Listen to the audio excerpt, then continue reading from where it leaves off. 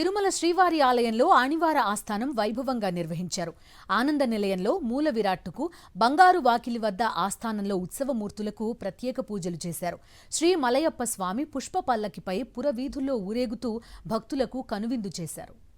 తిరుమల శ్రీవారి ఆలయంలో ఏటా సౌరమానం ప్రకారం దక్షిణాయన పుణ్యకాలములో కర్కాటక సంక్రాంతి నాడు ఆణివారి ఆస్థాన మహోత్సవాన్ని నిర్వహించడం ఆనవాయితీ.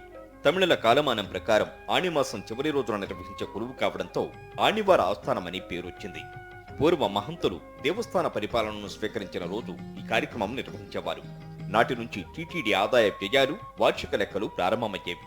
టీటీడీ ధర్మకర్తల మండలి ఏర్పడిన తర్వాత వార్షిక బడ్జెట్ను మార్చి, ఏప్రిల్ నెలలకు మార్చారని టీటీడీ ఈవో శ్యామలరావు తెలిపారు.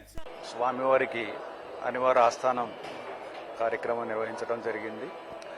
తమిళ కాలమానం ప్రకారం ఆనిమాసం రోజు లాస్ట్ రోజు కాబట్టి పవిత్రమైన దినం. స్వామివారికి బడ్జెట్ అంటే ఆదాయం, వ్యయం, నిల్వలు ఇవన్నీ కూడా స్వామివారికి నివేదించడం జరిగేది. ఆ తర్వాత ధర్మకర్తల మండలి వచ్చిన తర్వాత దీన్ని ఏప్రిల్ నుంచి మార్చికి మార్చడం జరిగింది. ఈరోజు ఆ కార్యక్రమాలన్నీ కూడా నిర్వహించడం జరిగింది. ఆణివారి ఆస్థానం సందర్భంగా బంగారు వాకిల ముందు ఘంటా మండపంలో సర్వభూపాల వాహనంలో ఉభయ దేవేరులతో శ్రీ మలయప్ప స్వామి గరుత్మంతునికి అభిముఖంగా ఆసీనుడయ్యారు. మరో పీఠంపై స్వామివారి సర్వ సైన్యాధ్యక్షుడైన శ్రీ విశ్వక్సేనుడు దక్షిణాభిముఖంగా ఆసీనుడయ్యారు. ఈ ఉత్సవమూర్తులతో పాటు ఆనంద నిలయంలోని మూల విరాట్టుకు ప్రత్యేక పూజలు చేసి ప్రసాదాలు నివేదించారు.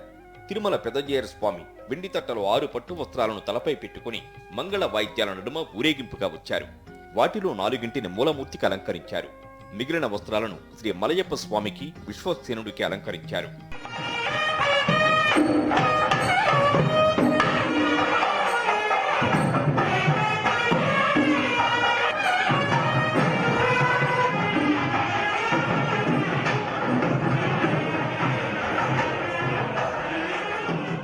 శ్రీవారి ఆలయ ప్రధాన అర్చకులు స్వామివారి ద్వారా బియ్యపు దక్షిణ స్వీకరించి నిత్యైశ్వర్యోభవ అని స్వామివారిని ఆశీర్వదించారు.